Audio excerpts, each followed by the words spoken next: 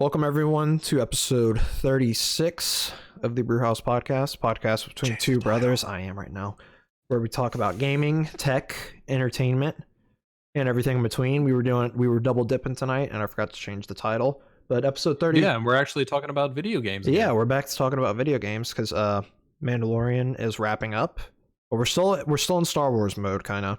So this week is going to be our top 5 Star Wars games. And when we say our, I mean each one of us individually. So yes, we will probably have some of the same ones, but they'll probably be in a different order. But we generally enjoy the same types of games, whether they be single player or multiplayer. If you think about it, there's only a handful of like overall agreeable good Star Wars games. Yeah, because some of them, I mean, there can be a game that's good but it's just outdated. But then there can be games that are outdated and just bad.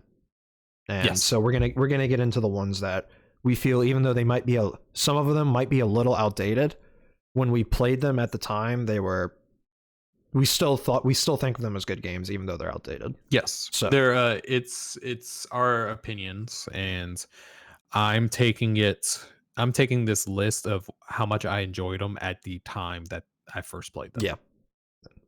So I'll go ahead and get into it first. We're going to be starting at I guess you could say our least favorite, our fifth. Do your honorable mentions first. Oh, I thought we were okay. Well, we're going to do 2 honorable mentions each. JT had like 17 that he wanted to list as honorable mentions. But, yes, I have too many of them. So for me, my 2 honorable mentions are Shadows of the Empire and Republic Commando. I thought those were both great Star Wars games. Both had great stories. Republic Commando was on Xbox, and it was great. It was an FPS. Was it on GameCube also? It might have been, but I played it on the original Xbox. Yeah. The original Xbox One. Not the new Xbox One or the Xbox Series X or the Xbox Series 70 or the Xbox 720. It was on the original Xbox. I heard Xbox just needs to start copying BMW and just do like Xbox, like Xbox 330, 335. Yeah. Yeah, they need to. Yeah, just do that. All right. So, yeah, can you imagine like a grandma trying to buy an Xbox for their grandkids? And it's like, what Xbox do I buy? There's 70 of them and they all have different names. I'll take an Xbox One. Okay. And they put this big box. Yeah. And it's like an OG Xbox. Yeah. The Duke controller. All right. So what are just go ahead and list all your honorable mentions. It's okay. My honorable mentions. Okay. I remember playing Empire Strikes Back on the Game Boy, the OG Game Boy. Yeah, the gray one. Yeah, the big DMG 101 with the briefcase. Still have it, still played it. It's hard as shit. You fight Darth Vader at the end, so I mean, you pretty much play as much as you can in that kind of game mode into the Empire story.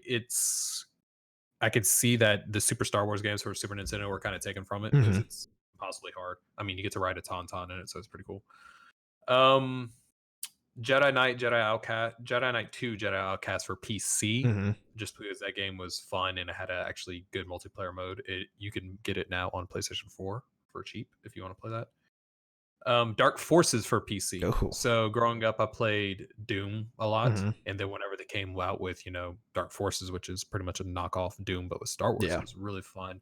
I never played too much of the second one. I just remember the first one you could get clip, and it was very confusing. It was very good for its time. Yeah. And then the 4th honorable mention I have is the episode 1 Pod Racer arcade machine. Oh Lord! So not the one for the actual arcade machine. Yes, the arcade machine. Didn't they have one of those at Pete's? I don't know. I think they did for a while, but I remember playing it at Chuck E. Cheese when we go to Houston all the time, because that's where. And they pretty much knocked off you remember the Hydro Thunder, like the boat racing game? Yep. Pretty much the same exact controls. Yeah. So I remember I couldn't figure out how to turn. Yeah. I didn't list the original Star Wars OG arcade game because that one I never played. But I remember playing Pod Racer. I have a copy of it on Nintendo 64 and it's fun. But I remember actually playing it in arcade and really enjoying it. Yeah. And I mean, that's just that's a fun racing game that actually probably made money off the first episode. All right. So getting into our top 5, what do you have as your 5th best Star Wars game? So this might be a curveball because I didn't spend that much time with it, but the little time I did spend with it, I felt the potential, but there was limiting factors that kept me from playing it more. My fifth is the Old Republic on PC. Oh, okay. Yeah, see, I didn't even think of that one. Yep. Some of the best video game / Star Wars cinematics Oh my god, we've the seen. cinematics. I mean, just like those cinematics have the best lightsaber like fighting out of anything Star Wars related. Like they need to make a movie just out of those cinematics and let like Jon Favreau direct it or something. So I picked this because it's an MMORPG, Star Wars, and there's been a lot of them. And whenever we saw this, we were like, "Oh, it's cool." But then once we actually got it, we didn't get it at launch, did we? No, we were like, "Oh shit, it's gonna be WoW, but with lightsabers in Star Wars." And we were, I don't want to say we were disappointed, but for lack of a better word, we were kind of disappointed. If you think about it, okay, so you have different classes on the light and dark side. I mean, obviously, you're going to want to be one of the ones with the lightsaber. Yeah. So, like, nobody played a bounty hunter. Unless you're on dark side, then the other obvious choice is a bounty hunter. But it's like, do you want to be a Republic soldier? Or what was like a smuggler or something you could be? Yeah, smuggler. No, you're going to be a Jedi Knight or I forget what the other one was. Like the one that only used the Force. It was a good idea. I don't know. They just didn't. It was a good idea, and then it was pay to win. Very pay to win. That was my biggest. So I don't know. They put a DC Universe Online. Listeners ever played? Yeah, I was gonna say DC Universe Online. You could play that, which was very fun. But if you did not pay for the subscription, you were limited in how much money you could hold, how much bank space you had. Yeah, your inventory space. Yeah. So you couldn't even equip some stuff because you didn't have a subscription. So this was taking that to another level. So that's why I put it at number 5, just because the concept was really good and lasted. I mean, it's still going on. Yeah.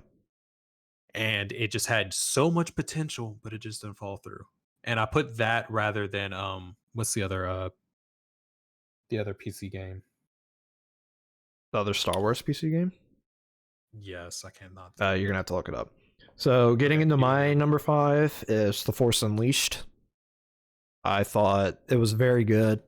It's not considered canon, but pretty much none of the stuff we're going to talk about is considered canon. Maybe some of it will be. Well, one of mine will be, so that gives it away, what it is. But Force Unleashed was just a fun game. The combat was good. The story was great. Just an overall good game. I'm mad because that game should be canon, and I mean that one's in my my top 5. It's actually my number 4, so we can talk about it right here too. Okay. So that's my number 4. No, I agree with you. That is the best story. I mean, that we had seen from a while, best like fresh Star Wars story. And the graphics on PlayStation 3, the cinematics and everything were actually really good. Yeah. I thought the ending was really good of it too. How wasn't there 2 endings? Or there was like one definite ending in the game, but I think there was like a No, you can in the first one you can choose to kill the Emperor or you can choose to kill Obi-Wan. You can there's the light and dark side. Obi-Wan wasn't in that game. You're thinking of episode 3 where Anakin wins at the end. That's a special thing. You can kill a Force Ghost. So you either kill the Emperor or you kill Darth Vader. Yeah, that's what it was. Yeah, and then if you kill have the light and you have the dark side. Yeah. If you kill Darth Vader, you become the Emperor's new Padawan, I think. If you try and kill the Emperor, you die. Yeah, that's the light side. You end up dying. Yeah. And it the second one was had the good. The story wasn't as good, though. Because you were a clone, and cloning has never worked out in the Star Wars universe besides the clones. When a Force user has tried to clone, it never worked out. Yeah, I mean the first one you had you took down a Star Destroyer. Yeah, with the Force, that was badass. And I like how like your outfit changed throughout it to slowly become from the dark to the light. I thought it was just an overall great game. Yes, it was. So I really enjoyed it. Starkiller was a good protagonist. Arguably one of the strongest Force users. Yes. In all Star Wars. The supporting cast was really good too. Yeah, it was. So like his blind master, his his turned Star Wars Galaxies was the name of the other game I couldn't think Okay. of. But the girl that was his pilot, and then his droid that he would the droid program disguised as Obi-Wan. That's what you were thinking of. Yeah. Yes. So no, I agree that was a good game. All right. So my number 4 is going to be Fallen Order. I thought, honestly, I thought the story in Force Unleashed was better, but I really, really enjoyed the combat. And See, that was my least favorite part of the game. You got to get good, son. It's not about getting good. It's about the combat's horrible and janky. I didn't find it. You need to play Sekiro then. Oh yeah, I'll play Sekiro, but I mean that game has polish because it's they're pretty much the same combat. I'm telling you right now. It might be a little smoother, but I thought the combat was really good in Fallen Order. Once you got it down, it was very good. It was hard to learn. But I thought after that it was good. The story was, you could argue that it was the end nullified the entire game and what you were going after, but it makes sense if you think about it. Yeah. I mean, do you want to talk spoilers in it, or when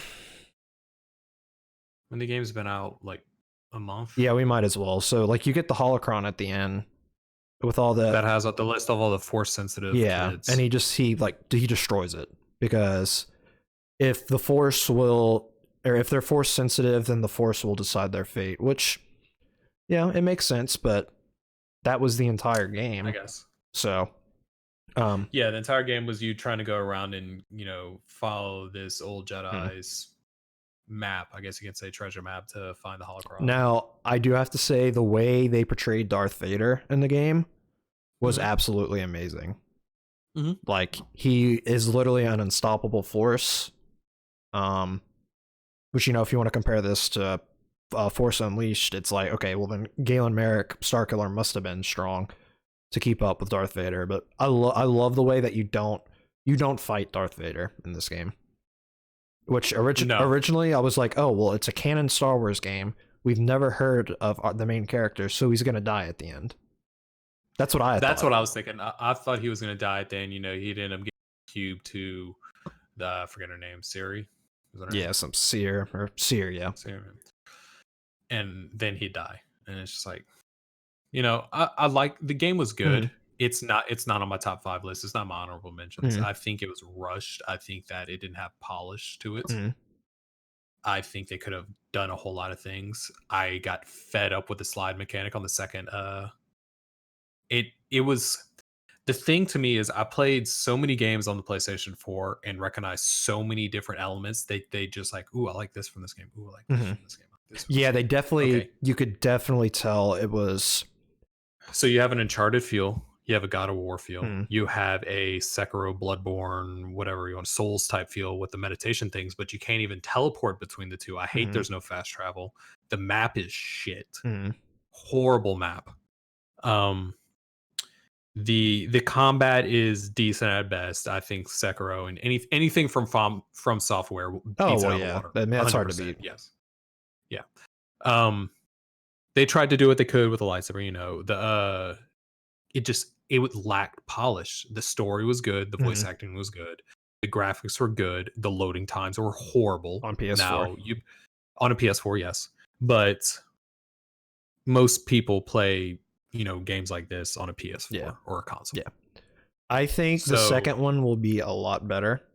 I think they were. Sorry to interrupt. No, I think they were rushed because the people wanted a single player Star Wars game. No, so a Star Wars movie is coming out, so they wanted to get it out in the same holiday season to make money. I definitely understand your issues with it. I definitely think, because there is going to be a second one. And, what I thought would happen in this one will probably happen in that one. The main character, I don't see how they can get around the main character dying, unless there was just a loose Jedi somewhere out in the solar system. Unless they somehow, I don't think they would go this into it, make him Rey's father. I don't think they would go into that in a video game. That's just me. And the witch is her mom? Maybe. I don't know. I mean, did you get those kind of feelings? Yeah. I saw. Yeah. So I really doubt they would go do something that important, not No. on the big screen. You get what I'm saying? No, they're not. Like, they wouldn't even do that in a show. I mean, really, if we don't find out about Rey's parents in the movie that's out, we're not going to find out about them. Exactly. They would do it in the movie. Yeah, they're going to do it in the movie, or they're not going to do it at all. All right, so getting away from the mini, I guess you could say mini review. The game just came out, so I mean, it's still relevant. It's good. I don't think it should have been up for Game of the Year. Yeah. That again is my opinion. I think the games that were nominated were better. I mean, 4 games, even playing Control, but I've heard so many good things about it and not really anything negative. I'd still put that above it. But then you got Sekiro, Resident Evil 2, and Death Stranding. The only thing I could see it replacing would be Super Smash. Yeah, Super Smash shouldn't even be up there. It's the same game over and over again. You just add new characters. Here's another Fire Emblem character. Yeah, they just put in literally every character that's ever been in the game into this one with like a couple new maps. Anyway, so we've both set our number 4s. Getting to my number 3 is going to be the first Knights of the Old Republic game. The first one. This game was not as good as the second, which should give you a hint that the second one is on my list. But it was, yes, they took everything, they did what a good game developer should do. They took everything good from the first game and built upon it. Because the first one was good, it had its issues, just like any game does, but I still love the game. Would you be surprised if you're the unpopular opinion? I agree with you, but people say the second one was not as good because of lack of polish, because it was rushed, because George Lucas was not cracking that lightsaber and said, "Okay, you have 8 months to come out with this game." See, yeah, that doesn't surprise me that me and you are in the minority. Oh, I agree with you 100%. I like the second one better. I think the storyline's better in the second one than the first one. Yeah, it was just overall a good game. I mean, the first one was good. I like I think the droid in the first one was better, if I remember. No, the droid in the second one's better because the droid in the second one was the killer one that tried to kill you the entire time. I will say the quote-unquote plot twist at the end of the first one, where you discover you're Revan, like you're playing as Revan, was better than the plot twist at the end of the second one, where Kreia was really a Sith Lord. Yeah, trying to control you saw that coming from a mile away. Yeah. I mean, look at her. You don't see her eyes, and she's got a hood right here the entire time. So I thought that was better in the first one, but to me, everything. The second one's better because it has Pazak. It has Pazak. Yeah, Pazak was insanely good. Jonathan is a Gwent player, in case you couldn't tell from The Witcher. I'm a mini game player. He's a triple triad player. Triple triad, Blitzball, Gwent. Chocobo Racing, any mini game, any card game, and a video game. I guarantee you, he has as much time in that mini game as he does in the actual game in Kingdom Hearts 3. Yeah, that sucks. Yeah. Oh god, we have the DLC coming up for that. I feel like that's going to be something that you're just going to watch me play on stream instead of playing it for yourself. I don't know. It depends on the trophies and how easy they are. If I'm going to get sucked into it whenever it goes on sale for $5. True. All right, so yeah, Knights of the Old Republic is my number 3. What is your number 3? My number 3 is Shadows of the Empire for the Nintendo 64. Okay, it's amazing game. Amazing, very game. Dated, so good, very dated. But I mean, good. it came out at the beginning of the life cycle of the Nintendo 64. I mean, that first level, the Battle of Hoth, is worth it alone. Where you fight the ATST at the end. So if you think that. The thing is, that level is so good, that level generated the Rogue Squadron series. Yeah. They took the mechanics and everything from that and made it into a series of video games. Which I didn't list Rogue Squadron on my list. Rogue Squadron was good, though. Mainly because last time I played it, which was last year, it gave me a migraine. Yeah, because it's literally like a 5 FOV. It's horrible. It's hard, but it's good. But my thing about Shadows of the Empire is the story is good. It felt like Star Wars. It had the music going the entire time. The music fit with the levels. It was clunky. It was hard to control, but you got to think about the time period it was in. I mean, it was still better than Superman 64. Oh god! other than probably the speeder bike level, because that level is ridiculously hard. Still have nightmares about that. Fighting IG-88 and the junkyard on the train level. The train level was phenomenal. Yeah, and then you fight Boba Fett at one point. So no, it's a good game. If you ever want to mess with your mind, go watch speed runs of that game. Oh god. I think someone has the record for like 15 minutes or something like that. Yeah, that game was long too. It's a fun game. I like it. I like the you have the different weapons and stuff like that. And Dash Rendar is the guy's name. Probably top 3 ships. I like this ship a lot. So yeah, it was an overall solid game. It was in my honorable mentions. It was almost number 5. It's a must own if you have a Nintendo 64. Yes, definitely. All right. Now we're getting to the big boys here. Number 2 for me is going to be Battlefront 2, the original one on PlayStation 2. So this introduced the big old... And that's mine too. Yeah, this introduced the big old... number 2 and number 1s are the same. Yeah. This introduced the big old space battles, which still to this day, Warframe is the only thing that comes close in that category. For space battles... I would say PlayStation 2 and the PSP. I would throw that on there. Oh, too. Yeah. Like, this game was so well optimized at the time that it could run on PSP, a handheld device, as good as it ran on the PlayStation. Like, it was just amazing. I remember sinking so many hours into that game, and like that's the really, like, it had that Battlefield feel to it. The maps were big, but they didn't feel too big. Good. You had vehicles, but the vehicles weren't overpowered. You had the different classes you can play. You could get the hero power-ups. It was amazing. From what I've heard, the new Battlefront 2, they made some adjustments. I've heard they fixed it. Yeah. I want to say IGN did a recent like review of it, and they gave it like an 8.5 or something. I got gifted that game too, so I actually might see if we need to play it. I have it on PlayStation 4. I ended up buying it one day and played it. And I mean, it was all right. But, the story was meh. Yeah, just the whole ordeal I went through when it launched was horrid. Come on, loot boxes, just get loot boxes out. So yeah, Battlefront 2 was probably the peak of Star Wars multiplayer. And just overall Star Wars shooting games in general. Because it was third person.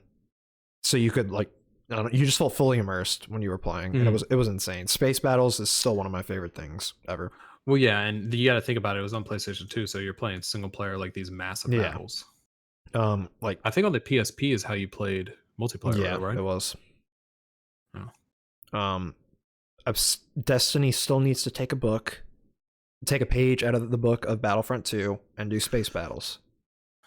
You cowards at Bungie need to do space battles. Why do you want to give them another thing from the fuck up and make you get mad about? At least they would try, okay? How about they just stop messing with Destiny 2 and just make Destiny 3 and start fresh and give you something else to complain about? I think that's already what they're doing. Getting into our number 1. Like you said, maybe unpopular opinion, Knights of the Old Republic 2. We played... So good. We played the crap out of this game. I'm pretty sure Jonathan still has like the 500-page guide that we printed out. And so we had an old black and white. I don't think it was a laser printer. It was like just an inkjet, just black only, black and white that our dad gave us. And I want to say it was like 800 pages, this much of just text of the strategy guide. I printed that. I probably still have that somewhere. I want to say I kept it. I think you do. Yeah. I want to say I was going through our old video game stuff and I almost tossed it, but I want to say I kept it. But I mean, we ended up using that even down to, trying to figure out how we could go evil and make our the other people in the party, get lightsabers and stuff like that. Like how the only complaint about people and everything. Yes. The only complaint is you don't have a Wookiee in this one. Oh, you don't? No, you have a Wookiee in the first one. You don't have a Wookiee. I forgot about that. Did you have a Mandalorian in the first one? I don't think so. Look it up real quick. I don't think there was. I remember Beodur and the other dude. I'm gonna say list. Yeah, the pilot guy. I absolutely loved the choices in this game and the like the dialogue and how this is how BioWare should be yeah. now. And they made this, then they went on to Dragon Age, and then they went to shit. yeah. Like you could literally see like how your choices were affecting your light versus dark side, because you had it was an option in the menu, and as you were going to the dark side, you could learn more dark side abilities. As you were going to the light side, you can learn more light side abilities. And if you played this game when it was out, you probably remember there was a glitch that was game breaking, but it was absolutely amazing, because there was like there was an event chain for the combat. So you would like select attack, and then you would select heal, and then you would do it in that order. There's a Mandalorian in the first There one. is? Okay, I couldn't remember if there was or not. And I'm pretty sure you fight Darth Nihilus in this one, and Knights of the Old Republic too. Yeah, you did. You fight him in like on Korriban, I'm pretty sure. Yeah. And if they do, which they are, if they do Old Republic, Darth Nihilus like has to be in it, because he was a badass. Yeah, but you're talking about the game breaking glitch. Yeah, so you go to do like a flurry or power attack, and then you queue up your heal right after it, and you keep tapping the same attack button at the same time. You'll attack and heal yourself at the same time, and you'll just keep doing it, and you won't lose force power. And if you level up your heal all the way, it was broken, and it was broken because it would take a ton of force power, but with this glitch, like he said, it wouldn't take any of your force power away. So yeah, just amazing game. The world design was insane. I liked how replay value was so good. I liked how you didn't get a lightsaber until hours into the game. You were stuck with the vibro blades or whatever, or like a blaster or something.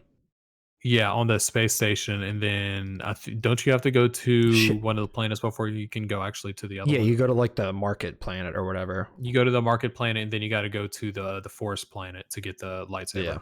Yeah.